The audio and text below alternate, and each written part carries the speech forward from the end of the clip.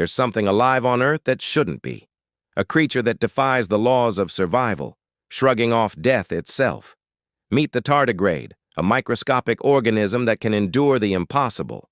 Scientists have boiled it, frozen it, crushed it, even launched it into space, and it still lived.